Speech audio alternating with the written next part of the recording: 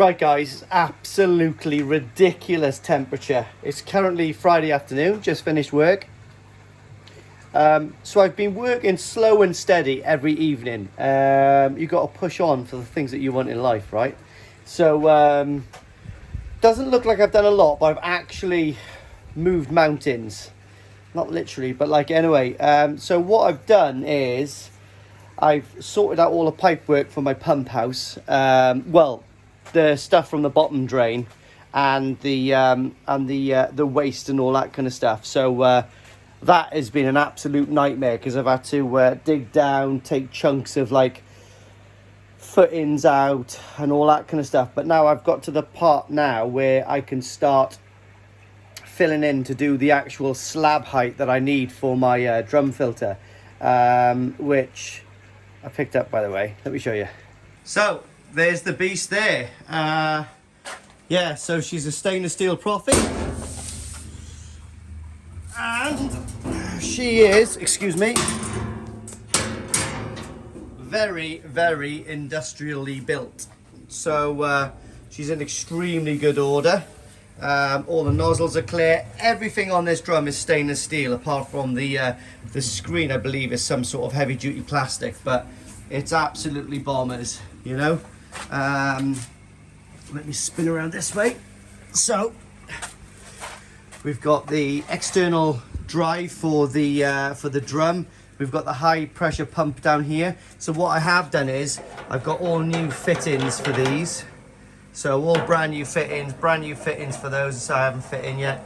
I think the chap that owned this before me, oh, I'll put that on him. The chap that owned this before me put this contraption on for some reason. I think it's pretty much to show him the height of the water. I'm not quite sure why you'd need that, but anyway, what I am going to be doing is taking that off, and that's where I'm getting my feed for my high pressure hose, which is just down there, look.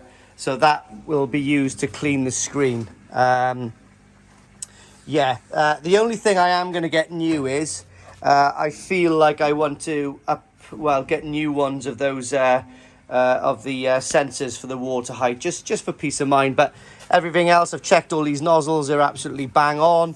Everything is absolutely fantastic. So it did have a little bit of residue on it, but I don't know if you can see that. I just got a little wire brush attachment on my drill, and it just took off that lime scale easy. So the one thing I'm going to do with this though is, if you look at this is where the crap comes into so this is the inlets from the bottom drain or the skimmer or whatever you want to do. That's the dirty waste out, okay? So obviously those three down there are the clean outlets going out to the pond.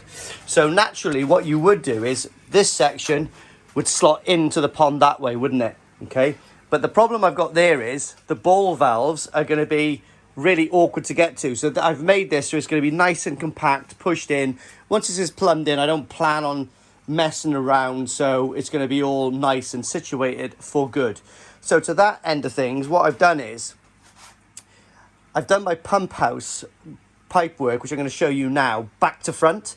So basically the pipework subsurfacely comes this way, and the pipes come up, the two ball valves come up to go to those two outer sections. They can't go to the two inner sections because the ball valves are too big. They clash in the center. And also I've got the waste to come out to go down. And then where the ball valves come up, you've got a T, and then the purges come straight through to the drain. So to that end of things, the water level is about here, okay? It's just underneath the that level there, which is literally about there, okay? So you can see the actual water level that he was running, which is here, okay? So from that down to the bottom of the legs is 1.1 meters below water level these legs go. So let me take you across here. So far, this is what we've got built up. So as you can see, we've got the two air lines coming up. They're just above pond height there. They're going to be situated there. Lovely, fantastic. I've got one inlet, if you can see by there. That's for a 2-inch inlet going out, which that just clears. It's fantastic. And And what we've got here is we've got the 2 bottom drains. Now, what I've done, I bought some new pipework, and I bought Pipework, E-class pipework. So it's a super thick wall. So the internal diameter is slightly thinner than the E type. So what I've done is, for the shorter drain, I've used the thicker walled pipe, which is this one here, which will reduce the flow by a little bit, but it's going to help, because obviously if it's reducing the flow on this first drain, it's going to help pull a little bit more from the other drain, even though I've got the 2 valves here, so that's not a problem. So, and what you can see there is that there is going to be the chute for the dirty water. Okay, so that's just going to clear through here and go straight into the drain. I'm not sure if I'm going to make this into a 3-inch pipe, to be honest, because I might clear the ball valves a bit easier. But that's just a thought. I don't have to worry about that for 1 second. But knocking up all of this was an absolute nightmare. So my slab level is pretty much exactly where that is now. So what I might do is just tidy that up a little bit, because what you can see, where my foot is lying now, all the way across to there is going to be the external wall. So I'm going to pour the slab, and then I'm going to shutter this off tomorrow, and I'm going to make new footings for this wall. And obviously the water, the slab height, to accommodate the depth that I need to put that drum, is literally to that first course of bricks there, which gives me about 3 inches of slab above these pipes. Okay, so what I am going to do today is, even though it's absolutely roasting, I'm going to have to shutter this off about, I'm going to shut it off about here, okay, about there, and then I'm going to pour the slab so it's the same height to there. In this section here, we're going to have 2 ball valves for the purges, okay, and I've got a core drill into here. But what I've got coming in the pipeline, literally, is a double-sized stainless steel lid for here. One to cover the actual drainage, and another one that's going to lift up so I can get to the 2 ball valves. It's going to sit there, and I'm going to get a little key made. So what I'm going to do is drill 2 little holes in there, so when I put like a stainless steel prong down there, I can turn the valves on, on and off, so it saves me having to get down into there. So another thing this creates is going to be a separate little chamber. So obviously there's rats and all running there. I guess that's just the normal poo pipe, do you know what I mean, in there. So all you'll have is the 2 pipes here, and then the pipes core drilled through that wall. It drops into the drain, but then obviously it'll be isolated, so I've got a clean area there where no nasties can run in and out. So that'll be like a little nice chamber to stop things coming.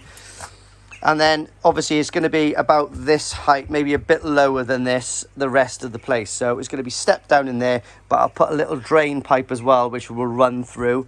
It'll all come self-explanatory. Like I said, it's in my head. It's all okay. We've all got, I've got the idea what's happening, and I think it's going to work fine.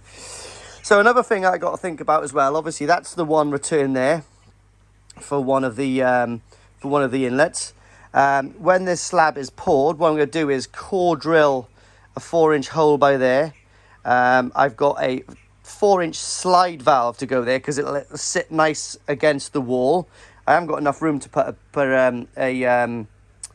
a ball valve, but I can isolate this chamber in another way. Anyway, that is just to open and close for the chamber at the moment for the for the inlet for the media section.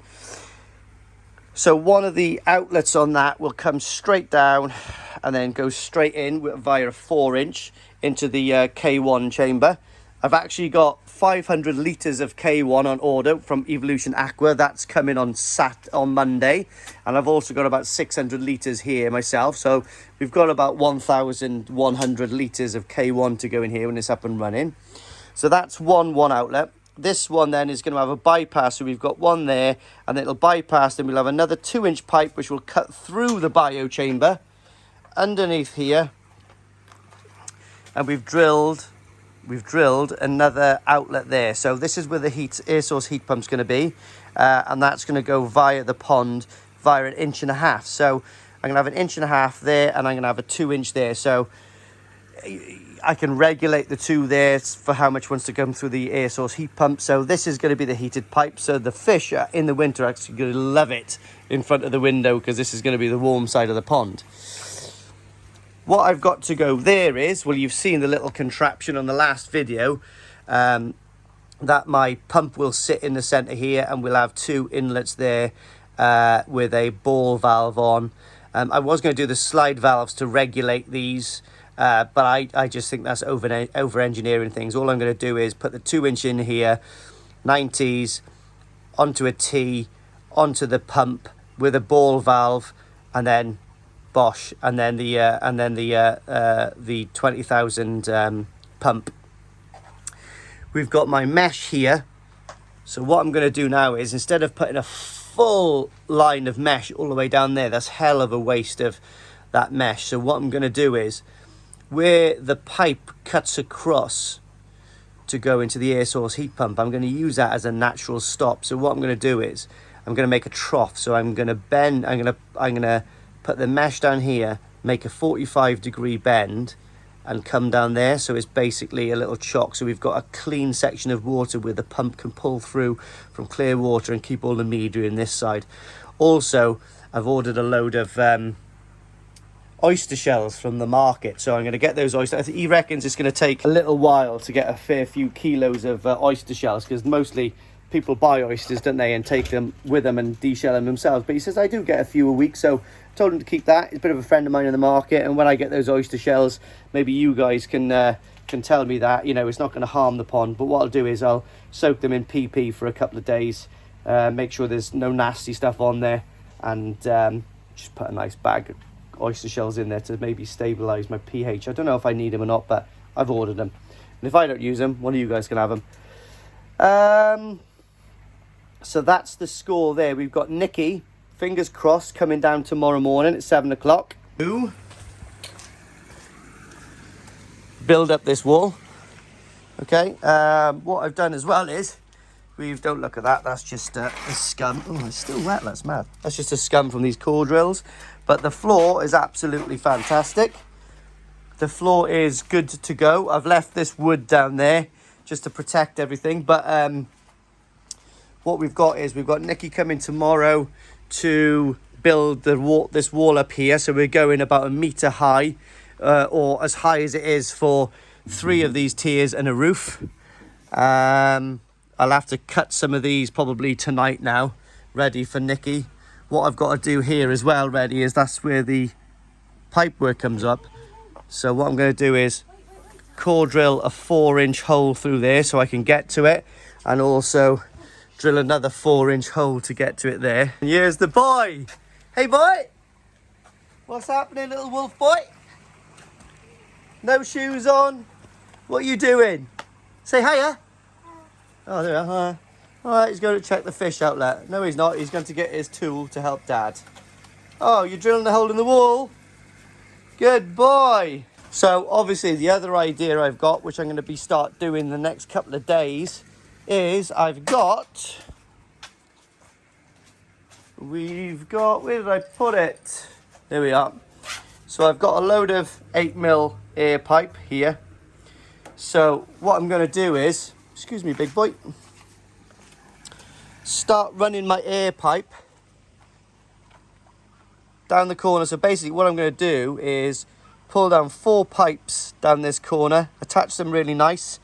2 pipes actually going to come across here. 1 pipe's going to stay there. 1 pipe's going to come across there, stay in that corner. And the 4th pipe is going to come across and stay in that corner. So what I'm going to do is I'm going to attach them with some wire clipping I've got. So they're totally in situ and they're not going to move. I'm going to have to, on the top of that wall, scribe a little section so we can put the 4 pipes over there. And that is where, be careful there, big boy. And that is where all the pipe outlets are going to live, just behind the drum, but I'll be able to see them and they'll be there out the way. You be careful, you little daredevil. You okay? Yeah. Oh, there we are. Good English, boy.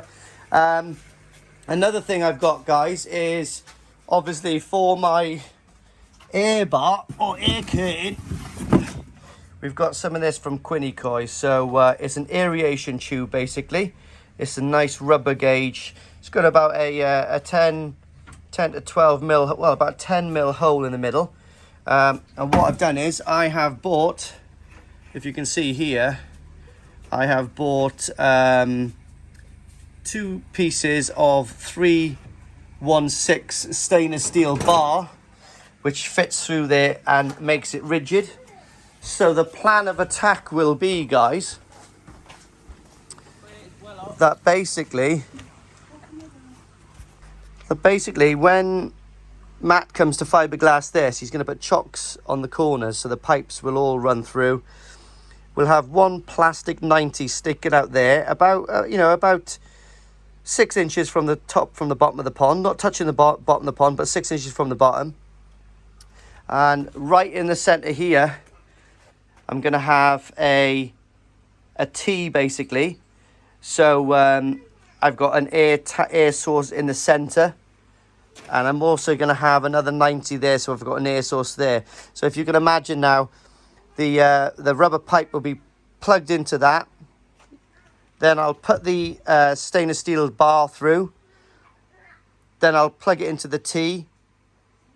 Then I'll plug the rubber in there, stainless steel bar in, plug into T. So I'll have a supported, aerated bar all the way across here with 3 different tap-in points for air, which should give me an equal distribution of air to produce the curtain, which will just come all the way up the top. I know some people have said, oh, do it a bit higher, but I'm not going to do it on the floor, but I'm going to do it pretty close to the floor so we get the full effect on the back wall.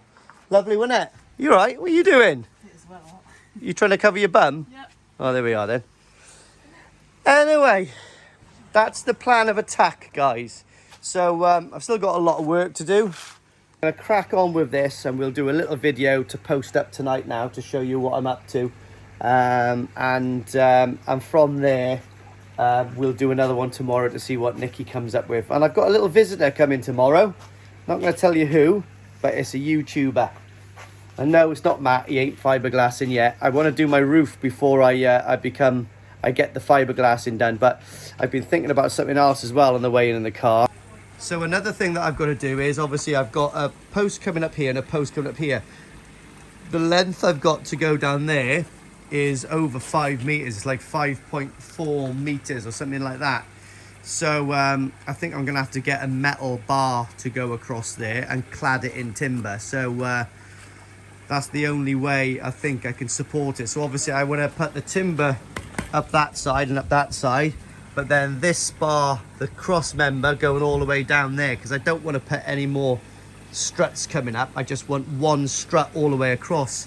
Realistically, I could put another one there, but it's really going to spoil the look that I'm going for. They will go there in the winter for like covering it, but to be honest, I'd like it nice and open. So I think I'm going to have to go down and get a decent bit of box steel, something that I can clad with some nice timber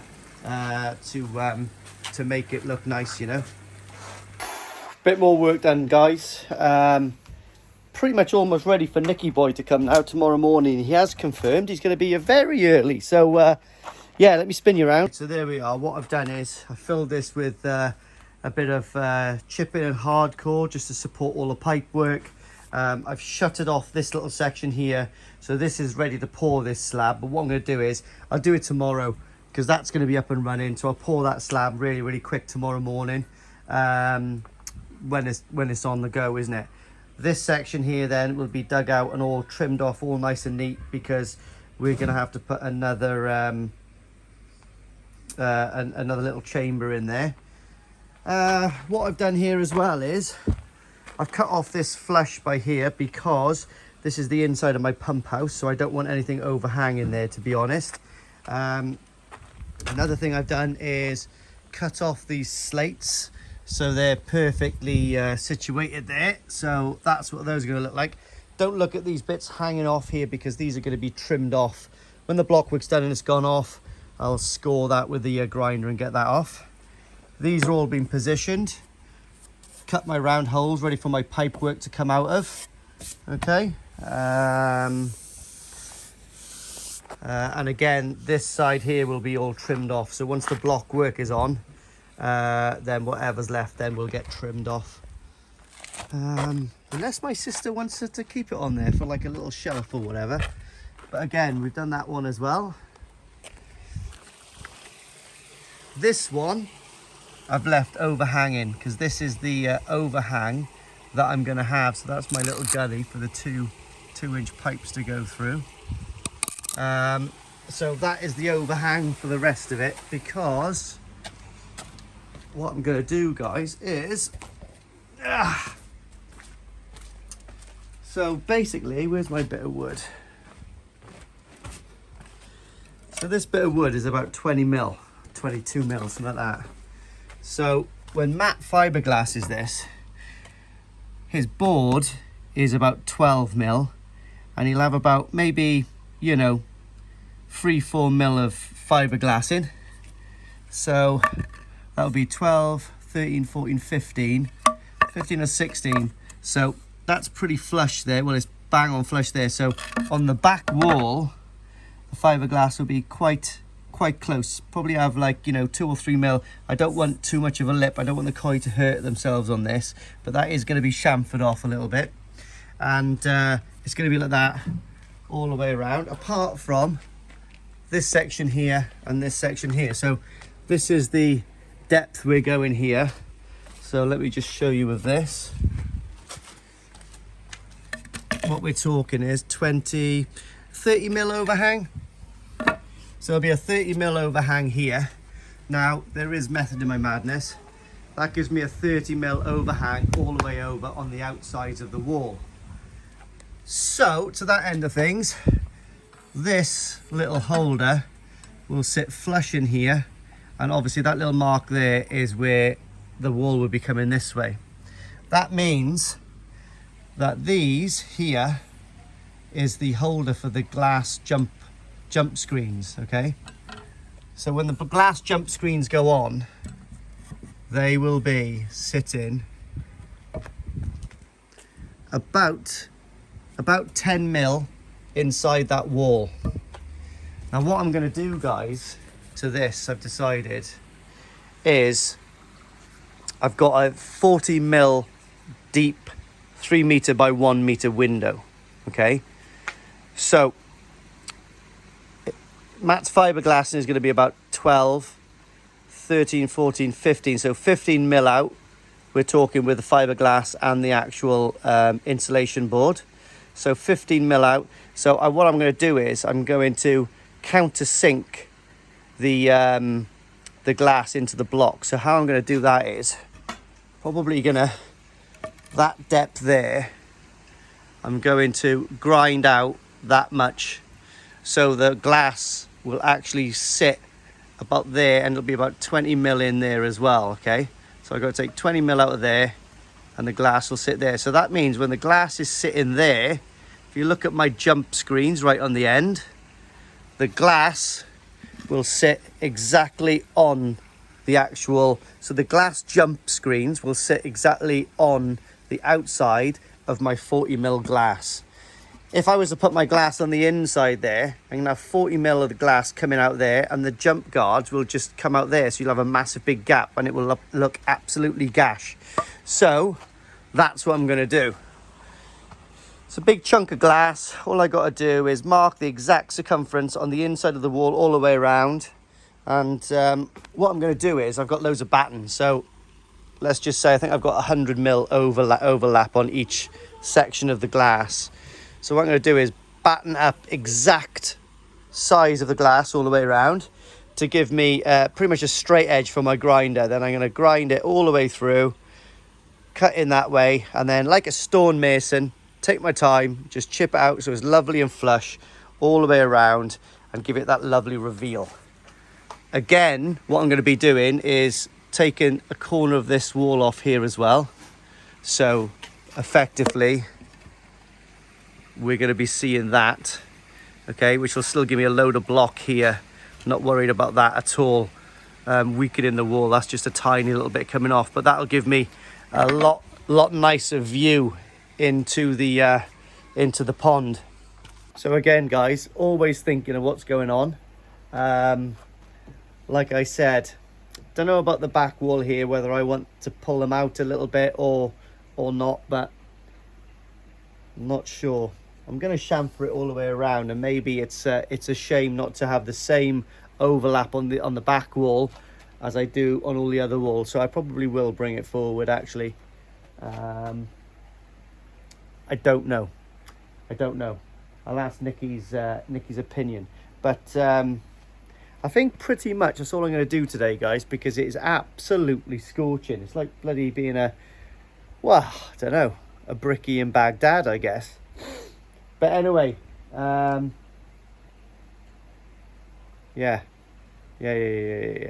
I'm sweating like a gypsy with a mortgage, to be honest. It is absolutely scorching hot. So, to that end of things, I think I'm going to open a bottle of wine, sit down with the missus in the house. It's a bit cooler. I have considered getting into the pond, but maybe that's overkill. But until tomorrow, we've got a lot of blocking to do tomorrow. Not loads of blocking. Nikki's coming nice and early so we can beat the sun, get the blocking up. Hopefully we can get that to actual height. And what I've got to do now is measure from that post to that post and see how much a bit of steel is going to cost to go across there. So my plan is to probably, I don't know, you guys can help me, but the plan is probably to get, instead of an I-beam, I'll get some box section, a decent grade box section. Is about 5.2, 5.5 meters. So if I get a nice box section, say 2 inch by 4 inch, or something like that, then I can clad it with timber to make it look like a solid timber structure rather than a crappy steel beam, like, do you mean? And then I can run all the rafters off that and it'll be absolutely solid. Like I said, the other way around it was to put on each, so I could have one post there and one post back there, but then that's going to really obscure the view, so that was never the plan. So yeah, but the floor's gone off nice. If I was to do the screeding again, I don't think I'd do the screeding. I think I'd just make a wetter mix and leave it go off, because yeah, there was no real need to make a dry mix, to be honest. It just wasn't. So and obviously a wetter mix would have gone off a lot better, wouldn't it? So not too bad. A little bit chalky the first two bits I've done, but they've held there fine. And like I said, when Matt's got the old board down on there, it will never be seen again. So but I'm still really happy with what's going on there. Looking forward to doing my air bar. Need to sit down now with a glass of wine. I'll get myself in my reveal there and I'll focus and I'll see what's going on there using the old grey matter. So I'm quite happy so far. Everything's actually dropping into place. I've still got some bitch of a jobs to do, like grinding out the reveal there for that window. I know a lot of you are going to go, it's not worth it, just have it sticking out. No, it's not in the plan. It needs to go flush with the fiberglass. I won't be happy until that's flush with the fiberglass, and it'll be nice as well. So there's no point cutting corners, you know what I mean? Bit of preparation there, and yeah, if you don't prepare, can't remember where it is now, but if you don't prepare, you're preparing to fail, something like that. That's what they should say in the army, but I always used to prepare, so I never used to really take any notice of it. Anyway, so here we go, guys. Yeah, that's pretty cool. I like that. So it's all done. So as far as I'm aware, guys, jobs are good in.